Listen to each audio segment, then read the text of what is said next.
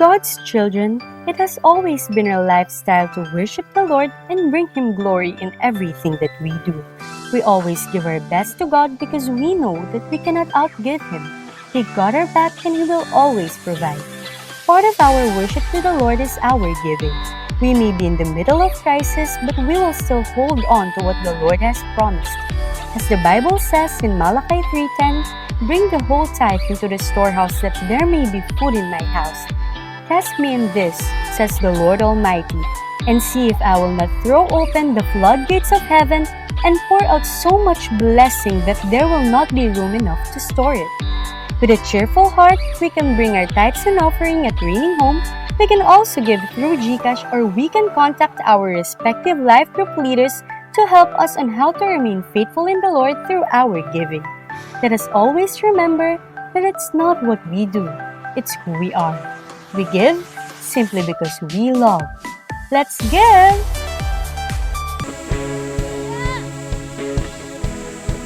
And in the count of 3, are you ready? In 1, 2, everybody, let's go!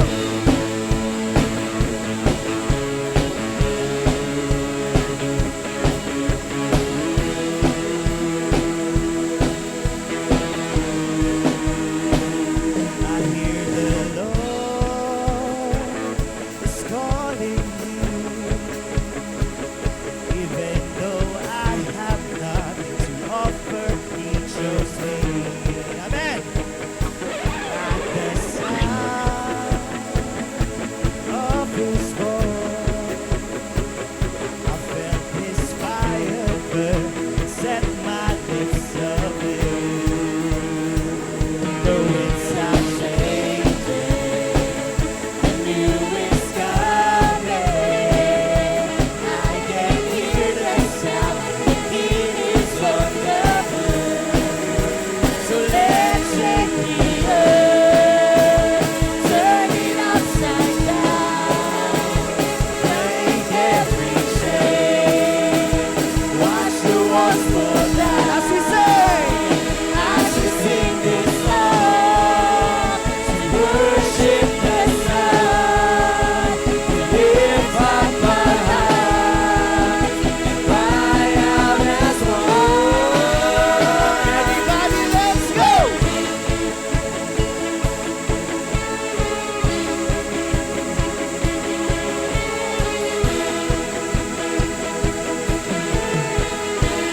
I hear the Lord. The Lord is calling me, even though I have nothing to offer. He chose me. At the sound of His voice, I felt His fire burning, set my lips ablaze. The winds are changing. The winds are changing. The new is coming. I can hear the sound. The King is on the move. So let's shake the earth, turn it upside down, break every chain, watch the walls fall down. As we sing this song, to worship the Son, lift up our hearts and cry out as one. In 1, 2, let's go!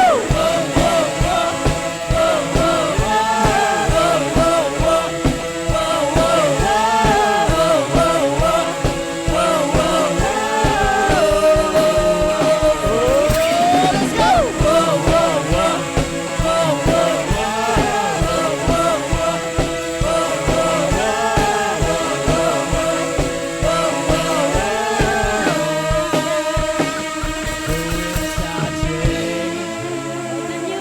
The new is coming. I can hear the sound. The King is on the move. So let's shake the earth, turn it upside down, break every chain, watch the walls fall down as we sing this song to worship the Son and lift up our hearts in triumph as one. Pwede ba tingnan mo yung katabi mo? Ayan, tingnan mo. Nagpapawisan ba yan?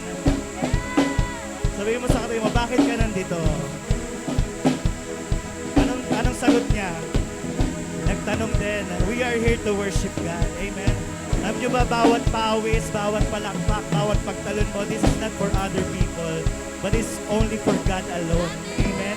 Kaya ngayon, pwede ba may gagawin tayo? Pwede ba lahat tayo bumaba? Noon, kung medyo ano ka pa, nasa younger age. Lahat tayo mga bata pa dito. Amen. We worship God. Come on, are you ready? Are you ready? In one. In one, two, let's go! Whoa, whoa, whoa, come on!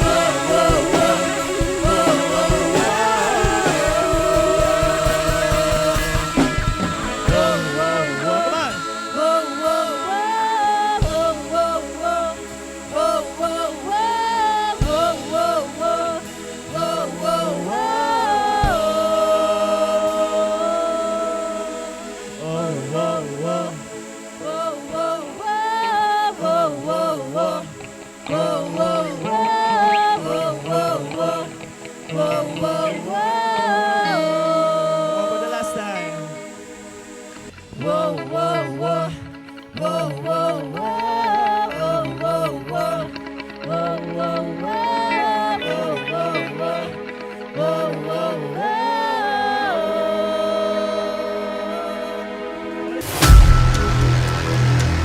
Every individual is a generation.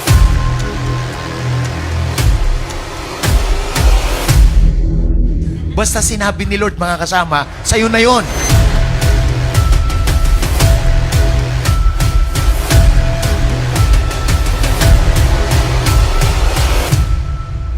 You are created for the Lord. No, I just want to share, God is at work. Hindi pa tapos ang Diyos sa'yo. Gumagawa pa siya. He is actively working. And when it is God's work, that is the best.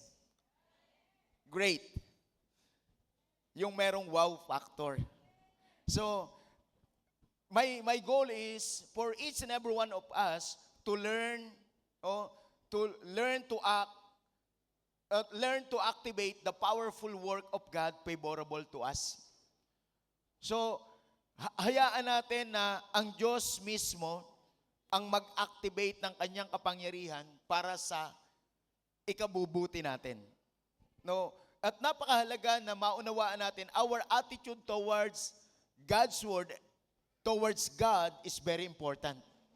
No, tandaan nyo yung pag-uugali natin, yung asal natin, paano natin tinatrato ang salita ng Diyos, ang presensya ng Diyos, napakahalaga niyan sa bawat isa sa atin.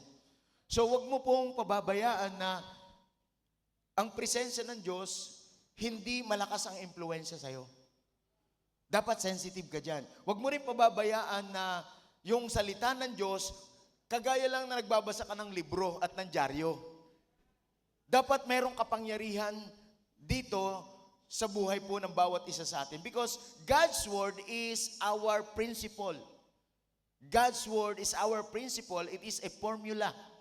So when we talk about principle, sabi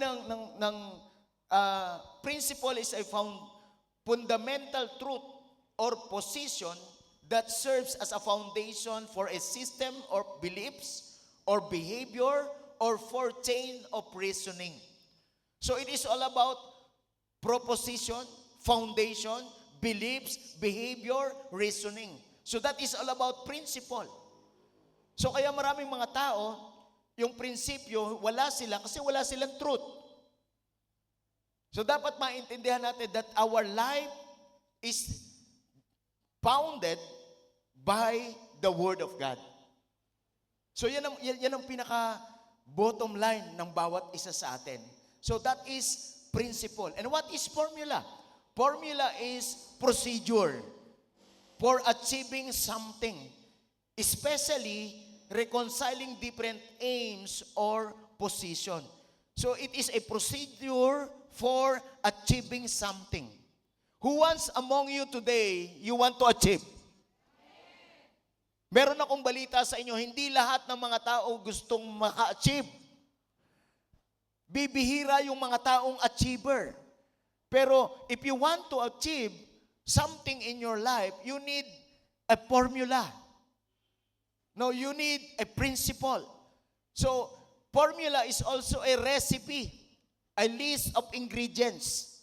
So, kapag magluluto ka, meron niyang mga ingredients, meron niyang recipe. So, kung gusto mo talaga ng magandang resulta sa buhay mo, dapat meron kang principle, meron kang formula ng salita ng Diyos. So if you are willing God to work favorable into your life, we need a principle, we need a formula. So kung gusto natin talaga ng eksaktong resulta, because we are aggressive, we are intentional, we are a person na kung ano yung gusto mong mangyari sa buhay mo, lalabas. Are you excited for that? So today, God is giving us the formula. How God works in your life powerfully. No, how the work of God must be manifested into your life powerfully. So, kaya napakahalaga na ito ay hindi mo gawa, kundi gawa ng Diyos. No, yan ang dapat nating matutunan. I just want to bring you dito sa Matthew chapter 18. No, the context of Matthew chapter 18, it is all about how to deal sin in the church. No, how to deal sin in the church. So, yan po yung context. Nasabi niya, pag merong isang nagkasala, puntahan mo siya. Ipaunawa mo sa kanya yung kanyang kasalanan.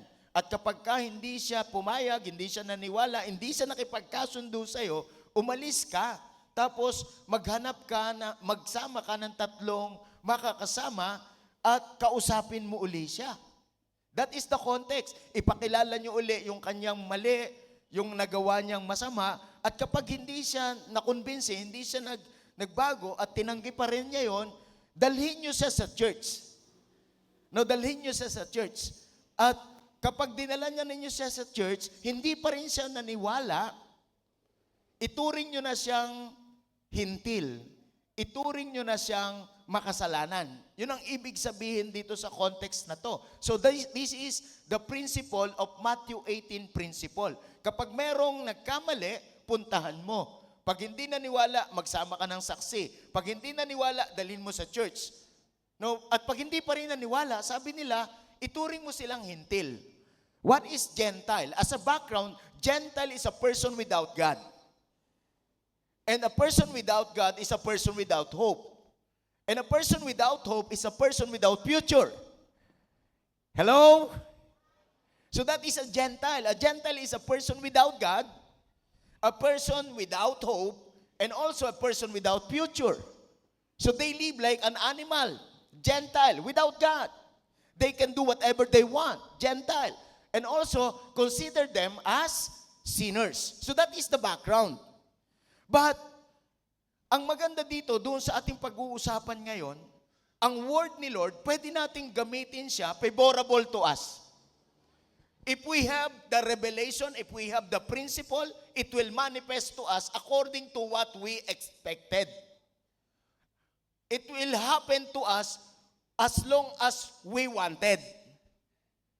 Are you with me?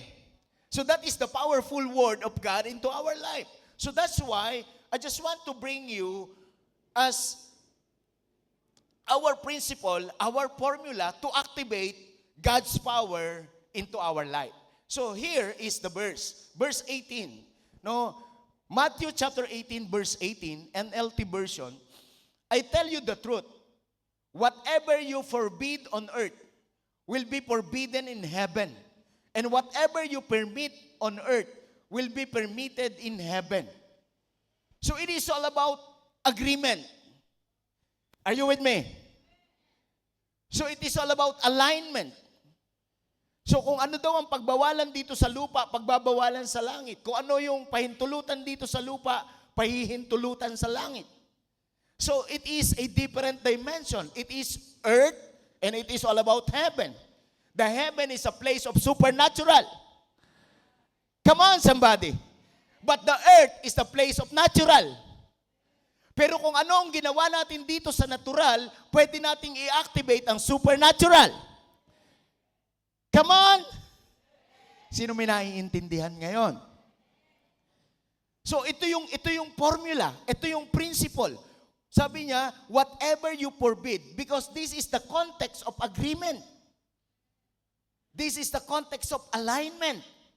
No, na ang pag-uusapan natin, hindi yung nagkamali, kundi kung ano ang gagawin ng Diyos sa buhay natin. Are you excited sa gagawin ng Diyos sa buhay natin? Are you excited na ang Diyos mismo ang gagawa sa buhay mo? So, tingnan niyo po yung sumunod na verse. I also tell you this. No, I also tell you this. Sabi niya, if two of you agree here on earth concerning anything,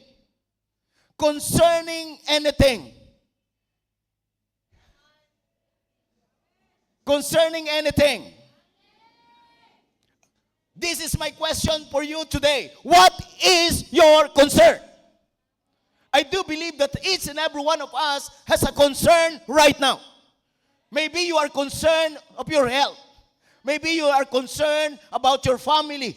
Maybe you are concerned about your education. Maybe you are concerned about your business. But I tell you today, alam ng Diyos lahat yan.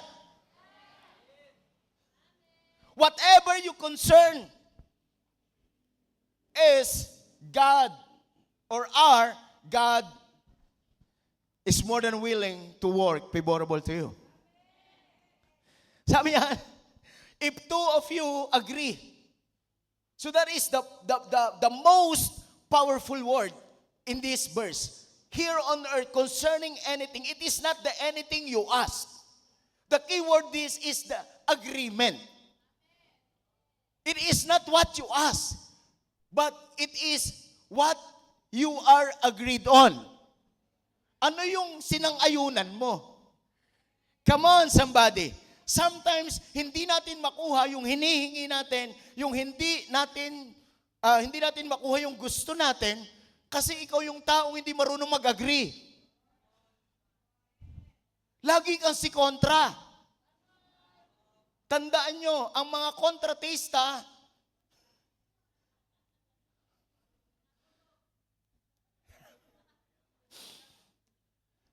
ang kontra ng kontra, wala nangyayari sa buhay.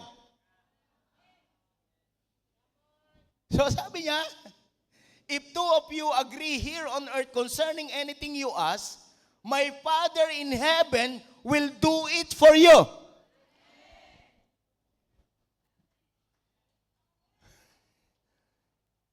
I hope and I pray magkaroon ng revelation to sa'yo. So, ito yung bagay na gusto kong maunawaan ng bawat isa sa atin. Ano mang mapagkasunduan natin, mangyayari.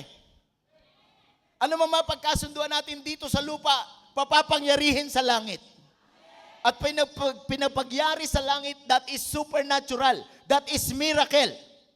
That is unexplainable. That is great and amazing. Intentional tayo sa gusto nating mangyari sa buhay natin. Huwag mong pababayaan ang buhay mo, ang mundo ang magdidikta. Huwag na huwag alagay sa isipan mo na, anong magagawa ko?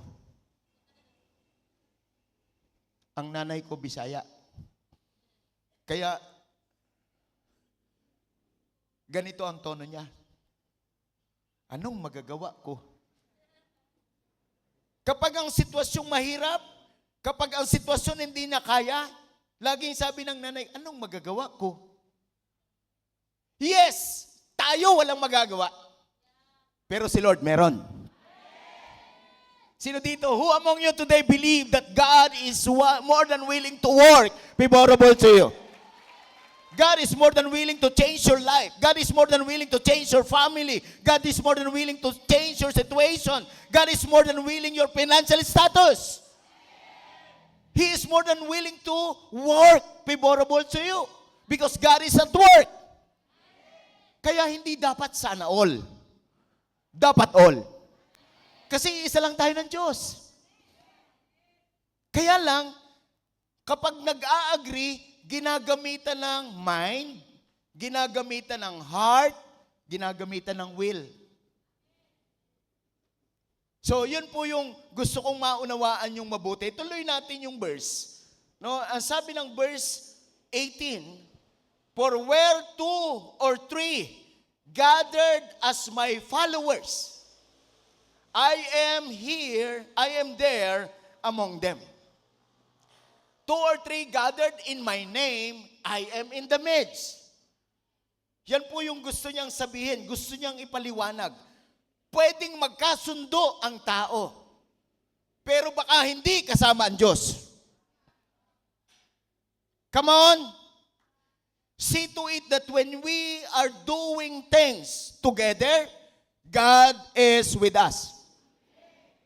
God is with us. So anong ibig sabihin? Pag may pinagkasunduan tayo, pinanalangin natin yan, may mangyayaring milagro. So, God is at work. Number one thing that we need to understand, God is at work only through agreement. God is at work only through agreement. So tandaan niyo mabuti, what is agreement? Ang agreement, mga kasama, the two of us or the two of you will become one. So it is unity, being united. Are you with me? So gusto kong tumawag ng 3 volunteer. Meron bang mga volunteer dito? No?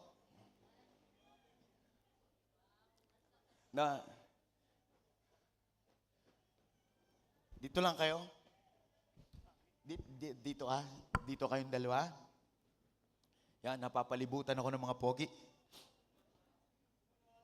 So when we talk about agreement, mutual siya. Hindi siya pwedeng maging one-sided. Are you with me? Agreement is mutual. Sinasang-ayunan. Yan ang ibig sabihin. Ginugusto, sinasaisip, at saka yung dinadama. Ramdam niya. So, alimbawa, itong dalawang ito, nagkasundo sila. No? Nagkasundo sila. Hindi pwedeng magkasundo yung palagi magkakontra. Are you with me? So, tandaan nyo palagi, every relationship, it must be tested to prove its authenticity. Lahat yan idadaan sa test. So gusto kong maintindihan yung mabuti, itong dalawang ito, may sarili silang isipan, may sarili silang damdamin, may sarili silang gustong gawin.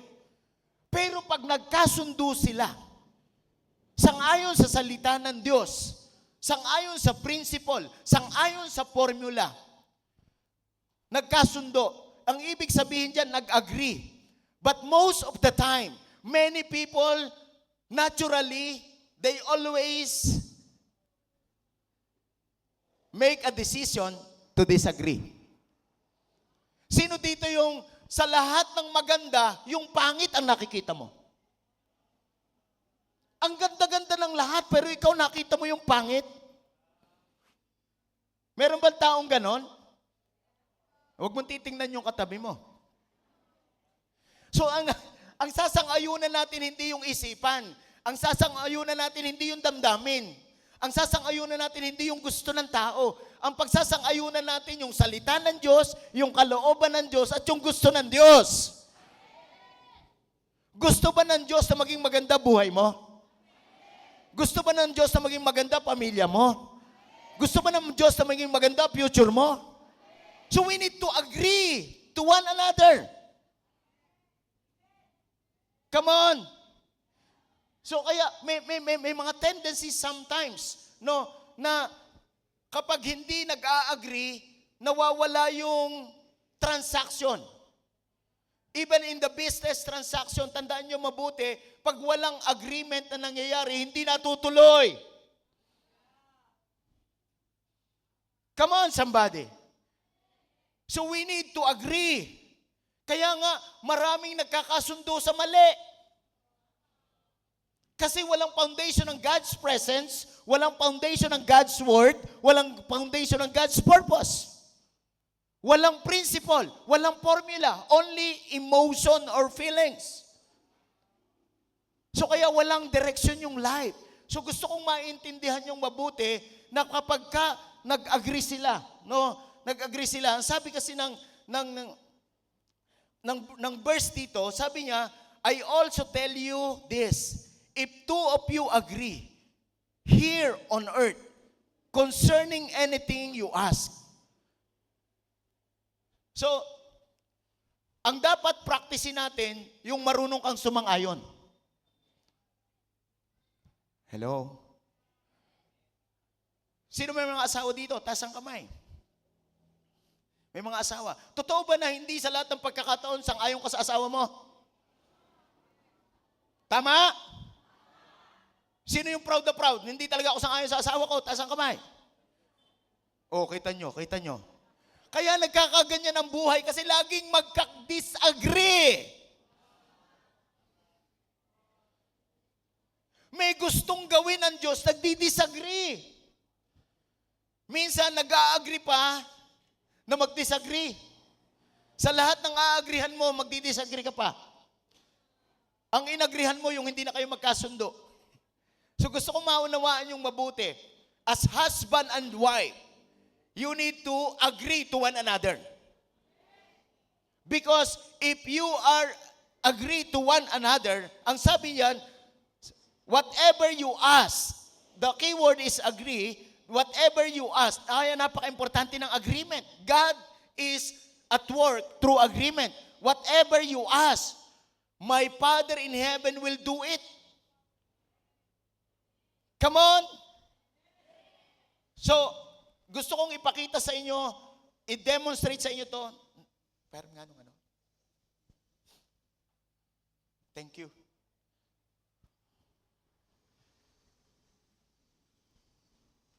Meron akong shawl. Kapag nag-agree sila, there is something happening here on earth and also there is something happening in heaven. There is power in agreement. There is power also in disagreement. Come on. Kapag nag-disagree na sila, nag-disagree tayo, wala talagang mangyayari. Pero pag nag-agree tayo, nagkasundo tayo, yung heaven na-activate.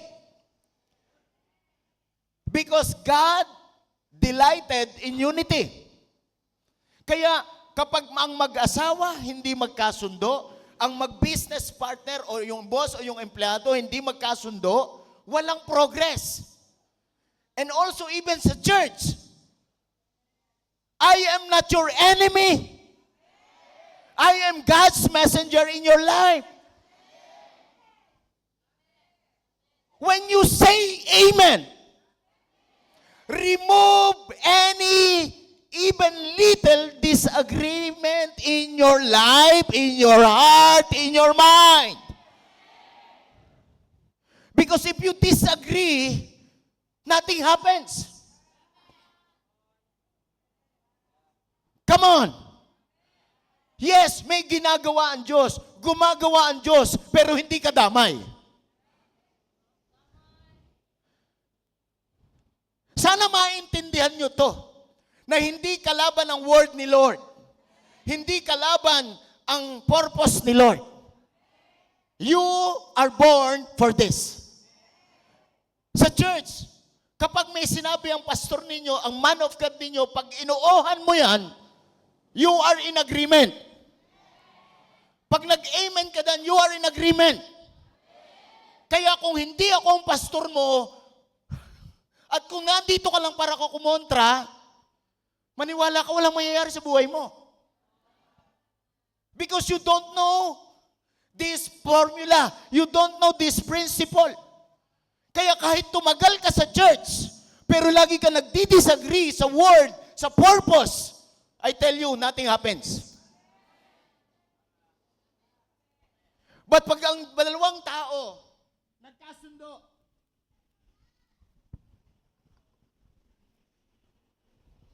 they are spiritually bounded.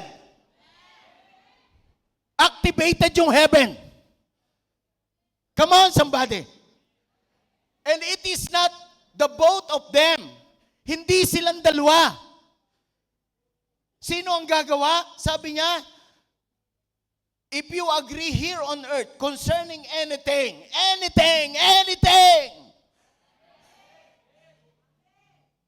concerning anything. Kaya blessed ka kapag nasa cell group ka. Hindi kaaway ang cell leader. Kahit na pangit ang ugali niyan, mag-stay ka dyan. May mangyayaring maganda sa'yo. Ang hirap na nasa church ka, wala kang development, wala kang improvement. Umuupo ka lang pag Sunday pero walang changes. Because you are naturally always in a disagreement.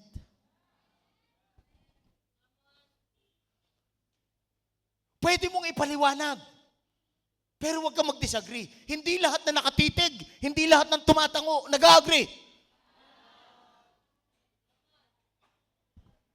Tandaan nyo, pag yan salita ng Diyos, pag yan gusto ng Diyos, pag yan ang purpose ng Diyos, huwag nyong didisagreehan.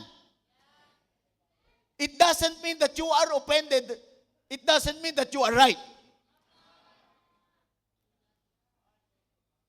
Because you are offended, it doesn't mean that you are right. Hindi yun magiging dahilan. Grabe naman magsalita si pastor. Grabe naman magsalita. No? Kasi hindi porke attend ka ng attend, nag-agree ka. Yung iba kasi gusto lang masarap na pakiramdam. Hay, sa wakas nakapag-charge. Yes, nakapag-charge ka.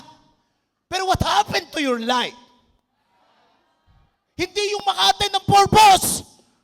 Yung makagawa ang Diyos sa buhay mo.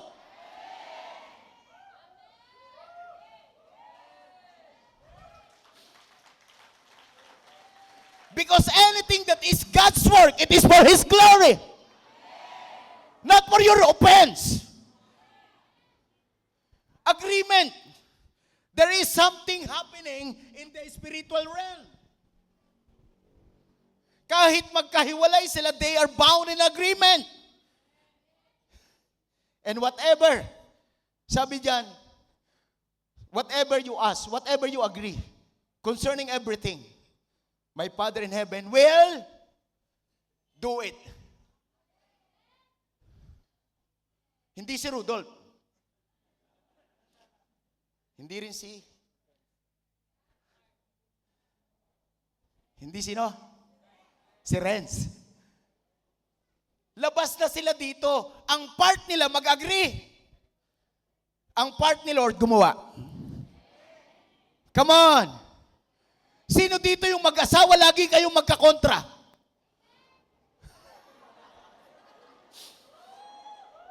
Kahit tumanda pa kayo, dumami pang anniversary ninyo, hindi kayo magiging maayos. Kaya sa mga single na nandito ngayon, magpa-coach na kayo. Looks are deceptive. Kaya hindi kilig ang nag-ooperate sa life. ang kilig na uubos. Yung dating 26 yung bewang, napupunta sa liig. Nauubos ang kilig. But I tell you, pag ang kilig ang nag-drive sa buhay mo, hindi yung agreement, hindi yung covenant. Because if there is no agreement, there is no covenant. The result of agreement is covenant. Come on, somebody.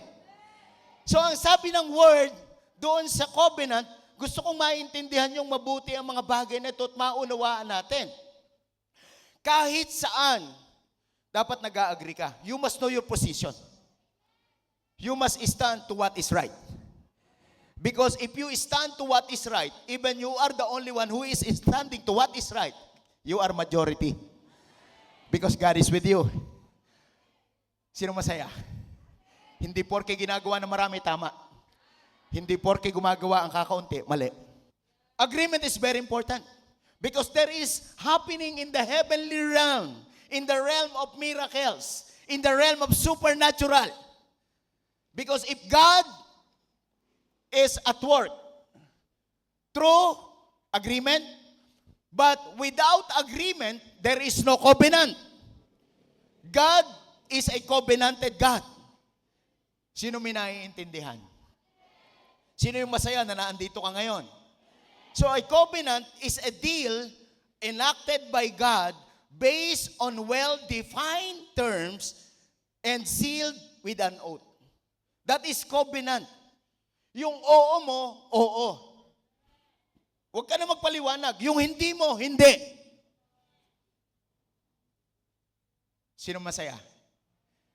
Sino naiintindihan mo yung principle nito kaya pala wala nangyayari sa buhay mo?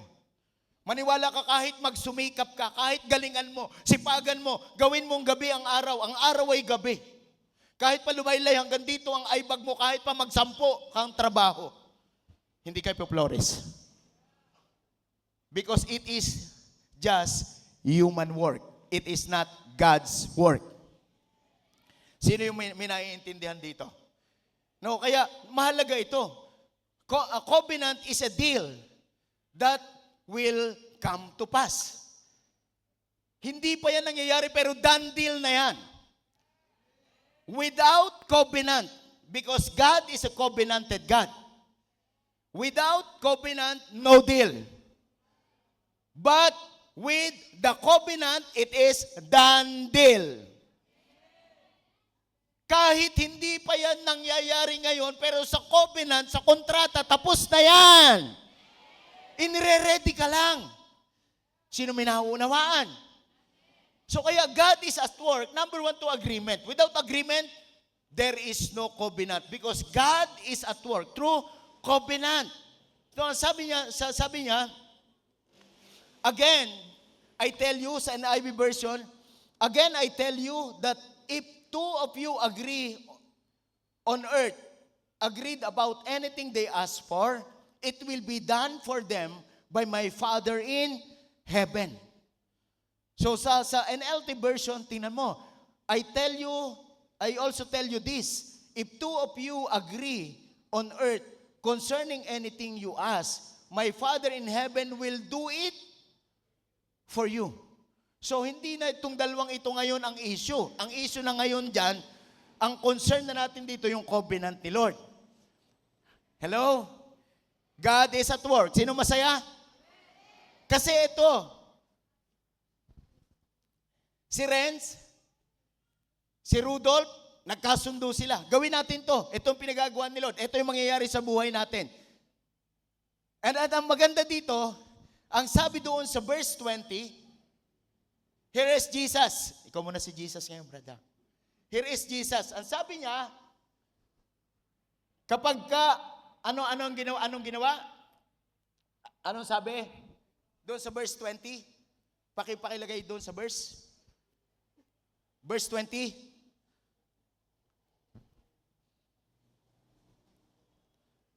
Sabi ng verse 20, for where two or three gathered in my name, here I am with them. Two or three gathered in my name, ang sabi nila, sabi ni Jesus mismo, I am in the midst. Kaya marami kang mga plano, marami kang ginagawa, hindi nagtatagumpay kasi hindi mo kasama si Jesus.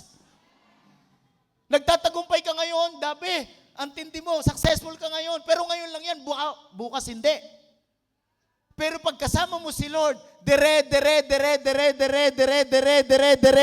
yan. Hindi yung may pera ka ngayon, bukas wala. Hindi, diretso yan. Because our God is ever progressive God. Siya may naiintindihan. Sabi niya, yung inyong pinagkasundo ang dalawa, kasama ako. Jesus is the witness of the contract.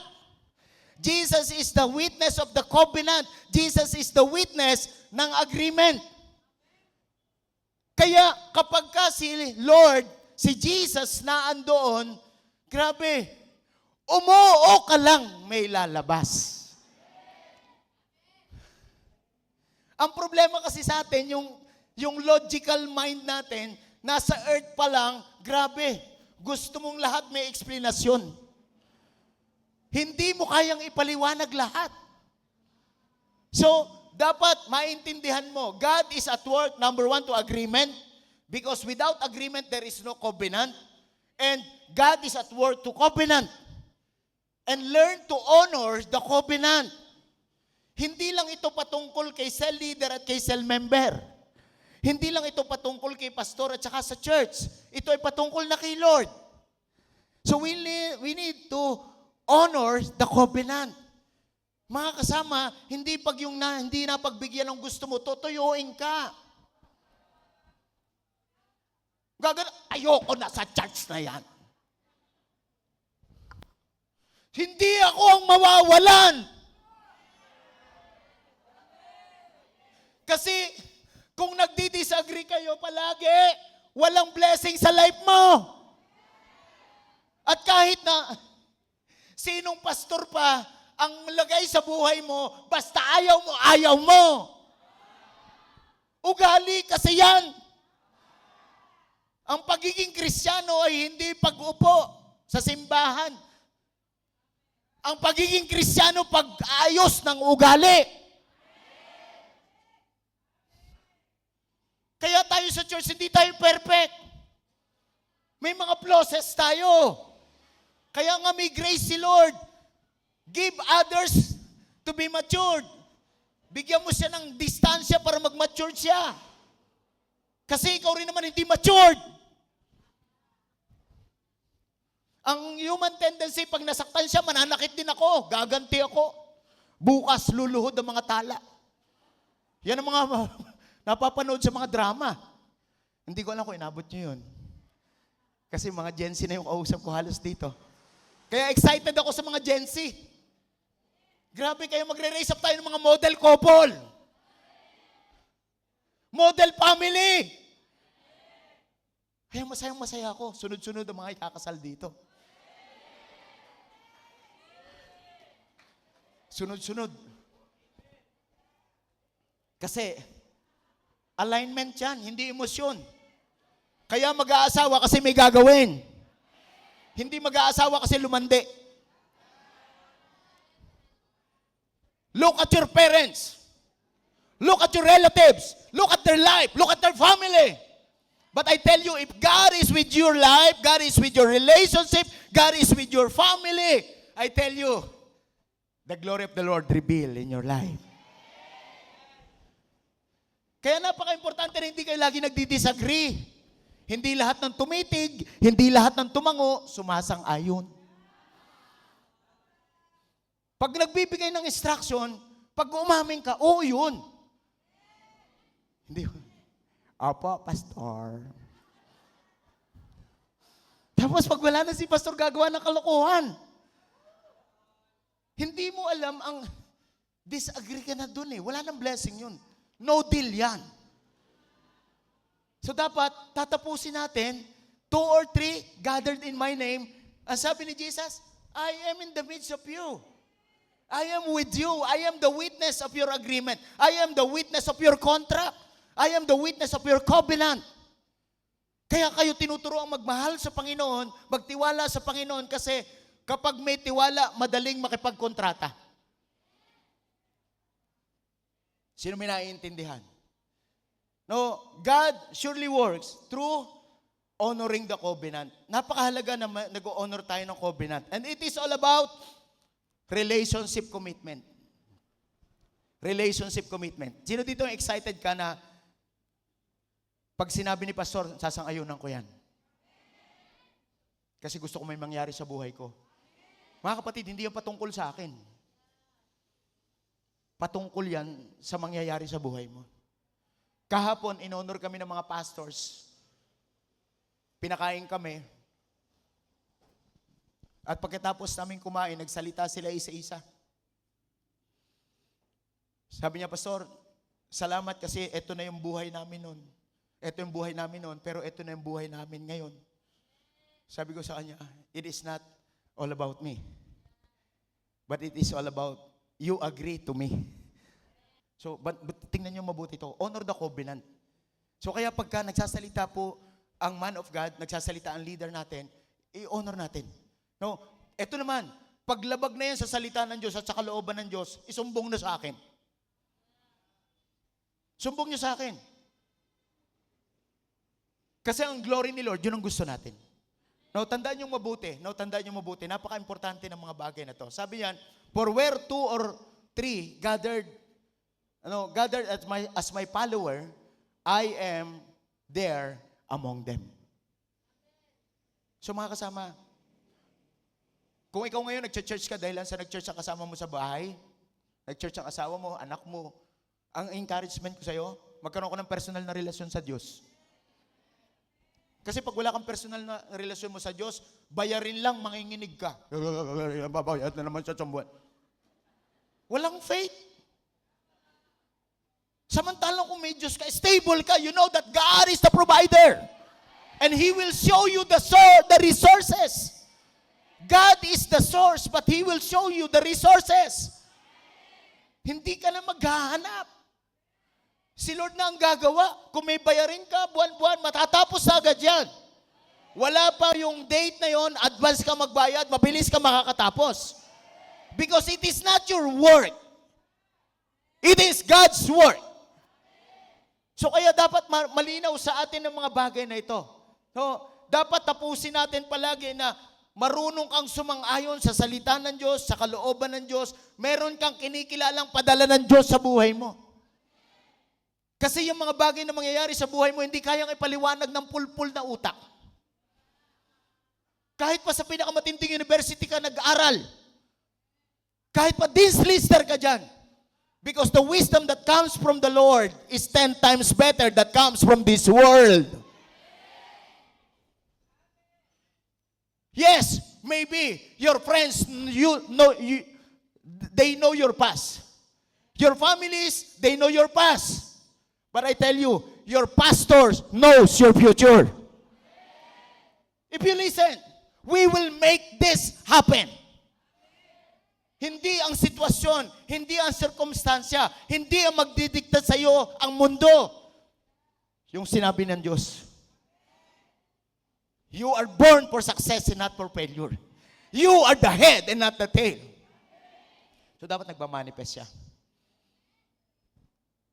Kapag may sakit, kayang pagalingin ng Diyos. So yun yung mga bagay na gusto kong maunawanan. Palakpakan natin ang tatlong pogi na to. Salamat na marami sa inyo. Salamat na marami. Thank you so much.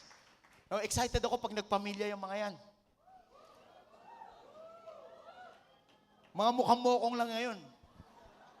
Pero pag binigyan na ni Lord ng suitable helpmate yan, magiging model yan. Basta makinig lang. Huwag emosyon. Huwag emosyon. At huwag din yung parang mas matalino ka pa kay pastor. Hindi tayo nakikipagpatalinuhan. Sumusunod lang tayo sa Diyos. No, sino dito yung excited ka may matinding mangyayari sa'yo? Kapag tayo marunong makipagkasundo, umuo tayo. Ang inuuhan natin, walang imposible. Papapangyarihin. Genesis chapter 11, verse 6. No, Genesis chapter 11 verse 6. NIV version. The Lord said, ang context nito, ang mga godly people, nag-raise up sila after the flood. Nag-raise up sila ng Tower of Babel. They want to reach heaven. They want to reach God by their own effort. Ayaw ng Diyos na magkaroon ng pride ang mga tao. Pero meron siya nakitang isang katangian na gusto ko ring makita ninyo ngayon. Na yung katangian na yon, kayang gumawa ng Diyos. Tandaan nyo, pag hinindian mo na, pag inayawan mo na, kahit bumaba pa si Lord, walang mangyayari sa buhay mo. Pero pag inuohan mo, sinang-ayunan mo, anything that you agreed upon, it will manifest into your life. So do not agree to the pattern of this world. Walang mangyayari dyan, limitado yan. Agree to God's word, to God's purpose in your life. Para walang kaguluhan. Genesis chapter 11 verse 6 says, the Lord said, if us one people is speaking the same language, they have begun to do this. Here is the statement. If the people are united, if the people, they always agreed to do something. Ito yung statement ni Lord. Ang sabi ni Lord, then nothing they plan to do will be impossible for them.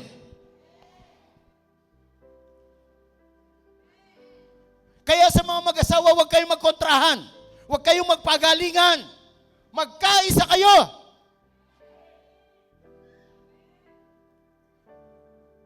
Minsan kasi yung babae, mas magaling pa sa lalaki. Hindi mo kaimik yung mga lalaki. Walang blessing dyan kasi walang principle. Ang principle, Ephesians. Wives, submit to your husband in everything.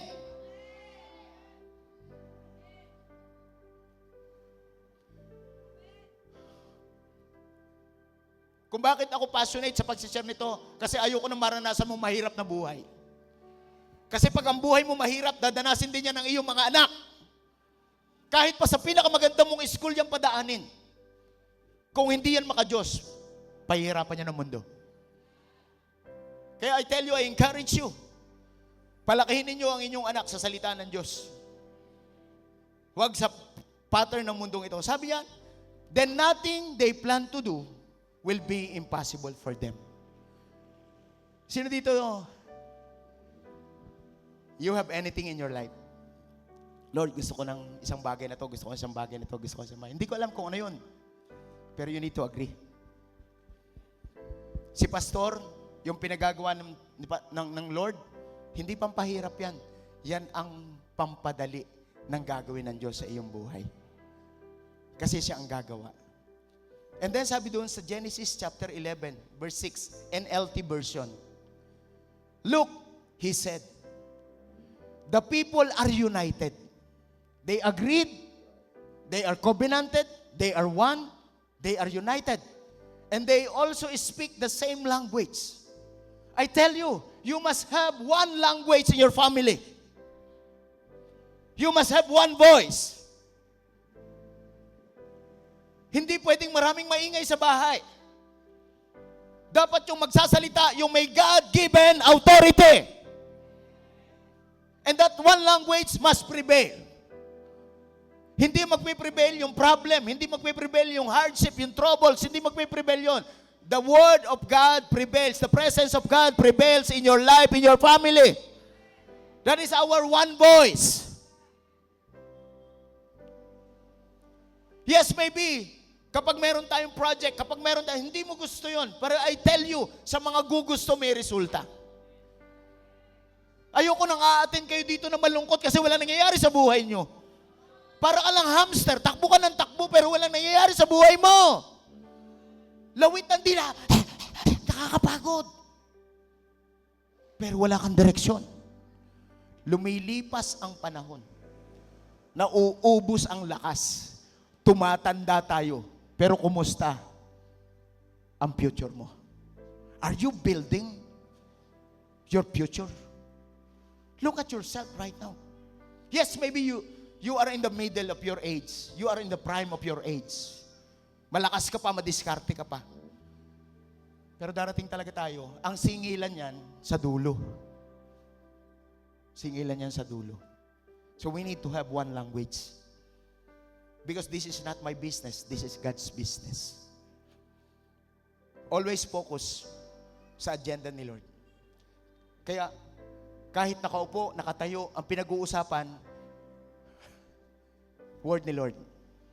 Parents, introduce Jesus to your children. Hindi porke sikat, hindi porke mayaman, exempted sa karahasan ng mundong ito. May isang social media influencer, naka-base sa US, pero Pilipina, nag-suicide. Ayoko mangyari yun. Suman sa atin. Gusto ko i-build kayo sa faith. I-build kayo sa hope. Matuto tayo doon sa mga ganung bagay.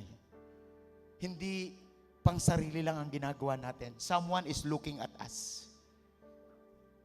Kaya po, ini-encourage kayo mag-open kayo ng cell, tumulong sa mga tao. Because people need the Lord. People need the Lord. Huwag kang maging selfish. Ikaw lang ang Christian para sa sarili mo. We must have one language. Kung ano ang language ng pastor mo, yan dapat language mo. Kung ako talagang pastor mo. Mga kapatid, hindi ako nakikiusap. Hindi ako nag-a-apply sa buhay mo. I'm standing on my calling. God calls me to become a pastor. And God will give me His sheep. And I thank God, nandito kayo ngayon. God has given you the opportunity for you to change. May mga bagay na nadi-disagree tayo palagi, but by the virtue of God's word and God's presence, by the virtue of the things na gustong gawin sa atin ng Panginoon, ang sabi ng verse, same language, and after this, nothing they set out to do will be impossible for them. Mga kasama, mga kapatid ko sa Panginoon, God is at work. God is at work. Yes. Pero hindi lang dapat information sa iyo yan. Dapat experiential. Dapat ma-experience mo yan. God only work through agreement. God only work through covenant. God only work through honoring the covenant. Be a covenanted people. Yan po yung bagay na ating principle, na ating formula. Sigurado tayo sa resulta. Sino dito yung excited ka na ang future mo isi-shape mo na ngayon? Ikaw ang magkukumand ng araw mo kasi may power si Lord sa life mo. No, mga kasama, mga kapatid ko,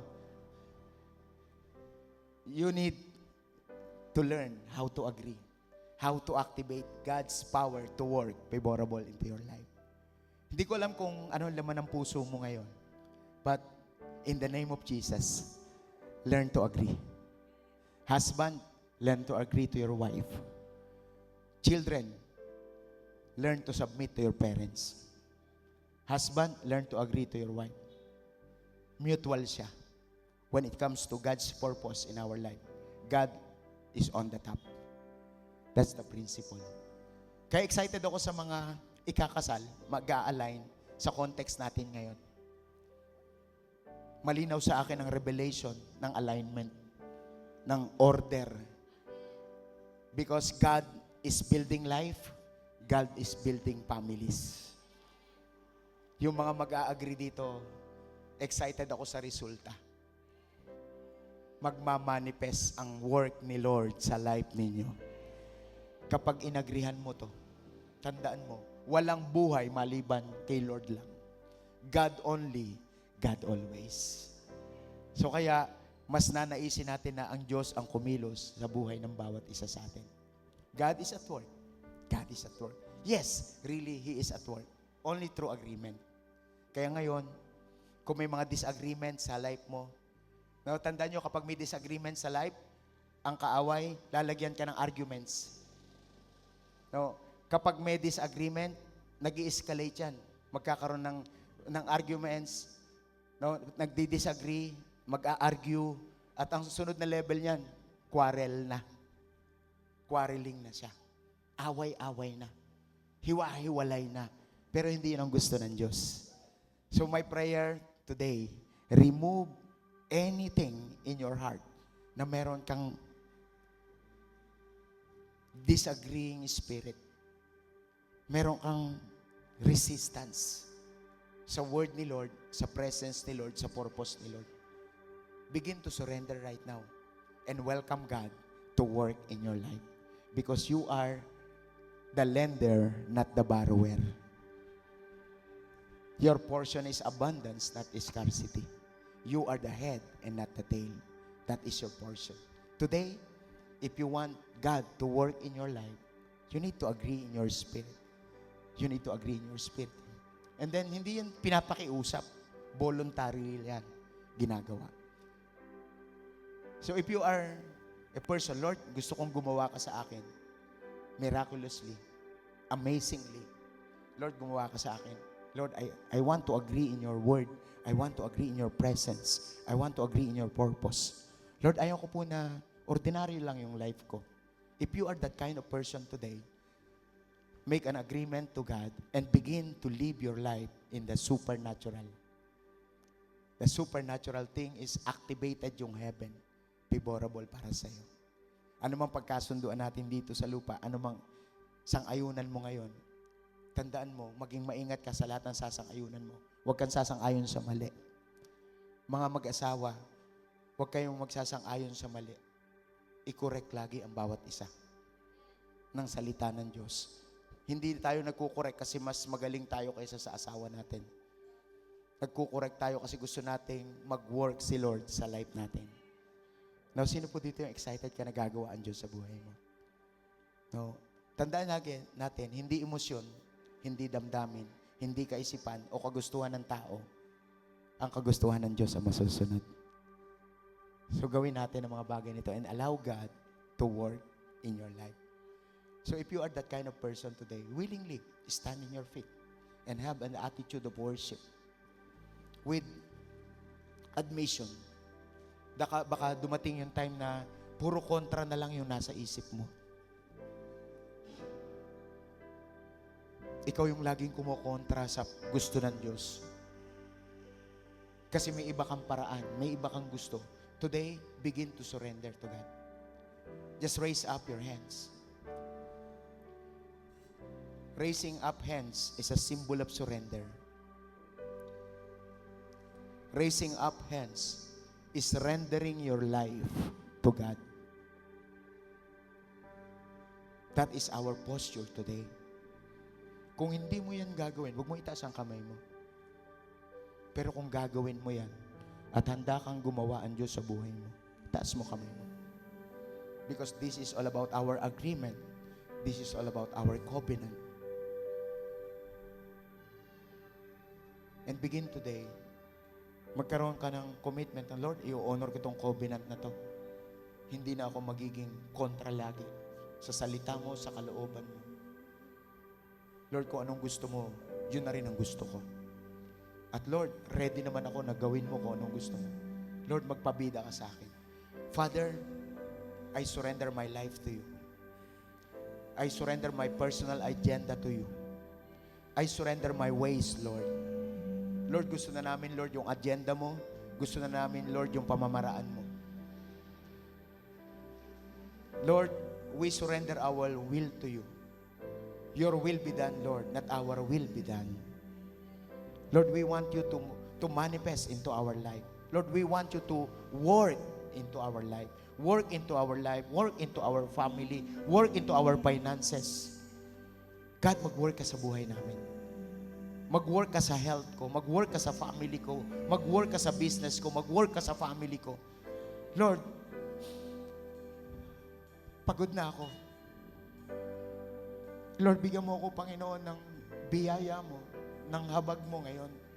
Lord, turuan mo po ako, Panginoon, na makipag-agree, Lord, sumang-ayon sa gusto mo. Say it's wrong, then I say no. If you say release, I'm letting go.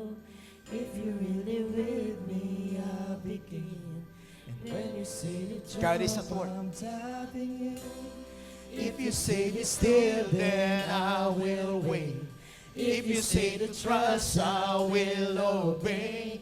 I don't wanna follow my own ways. I'm not chasing feelings.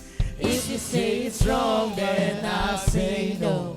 If you say release, I'm letting go. If you're really with me, I'll begin. And when you say to jump, I'm diving in. If you say be still, then I will wait. If you say to trust, I will obey. I don't wanna follow my own ways. I'm not chasing feelings. If you say it's wrong, then I say no. If you say release, I'm letting go. If you're really with me, I'll begin. And when you say to jump, I'm diving in. If you say be still, then I will wait. If you say to trust, I will obey. I don't wanna follow my own ways. I'm not chasing feelings. Spirit, Spirit. If you say release, I'm letting go. If you're really with me, I'll begin. Yes, God. And when you say to jump, I'm diving Holy Spirit, in. If you say be still, then I will wait. If you say to trust, I will obey. I don't wanna follow my own ways. I'm not chasing feelings. Spirit, lead me. Spirit, lead me. Spirit, lead me. Declare it right now. Declare it right now in your life. Declare it. Spirit, lead my life. Spirit, lead my family. Lord, Spirit, lead my business. Lord, Spirit, lead my ministry. Spirit, lead me, Lord. Spirit. Spirit, lead me. Spirit, lead me. When you say it's wrong, when you say it's wrong, when you say it's Strong, then I say Come on, no. declare with conviction. If you say release, I'm letting go. If you're really with me, I'll begin. And when you say to jump, I'm diving in. If you say be still, then I will wait. If you say to trust, I will obey. Yes, it is who we I don't are. wanna follow my own ways. I'm not chasing And feelings. if you say it's wrong, then With I'll conviction. say no. If you say release, I'm letting go. If you're really with me, I'll begin. And when you say to jump, I'm diving in. If you say be still, then I will wait. If you say to trust, I will obey. I don't wanna follow my own ways. I'm done chasing feelings. Spirit, lead me. You know, Lord, you know us. You hear us. And Lord, we welcome you today to work powerfully, freely in our lives, in our family, and most especially in our future, and even our finances, and even our ministries. In Jesus' name, amen.